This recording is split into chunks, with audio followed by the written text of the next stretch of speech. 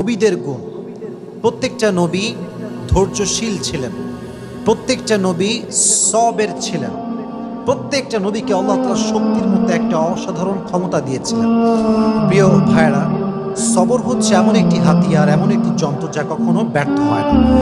সবর এমন একটি যন্ত্র যা কখনো বৃথা যায় না, এবং সবরকে আল্লাহ তাআলা এমন একটি তীর বানিয়েছেন যা কখনো লক্ষ্যভ্রষ্ট হয় না, এবং সবরকে আল্লাহ তাআলা এমন একটি দুর্গ বানিয়েছেন যা কখনো ধ্বংস হয় না।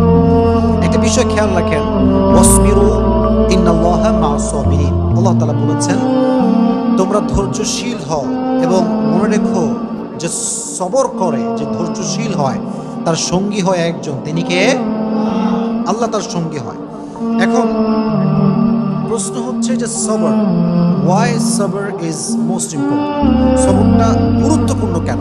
আমার চোখে চোখ রাখেন, আমি একটু বোঝাবার ট্রাই করি যে সবরটা গুরুত্বপূর্ণ কেন।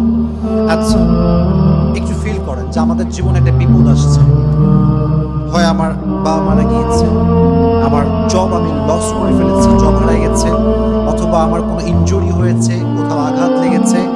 আচ্ছা বলেন তো, এই সমস্ত প্রত্যেকটা ড্যাঞ্জারে আমার দিকে তাকান, ধৈর্য ছাড়া কোনো গতি কি আছে? কোনো গতি নেই।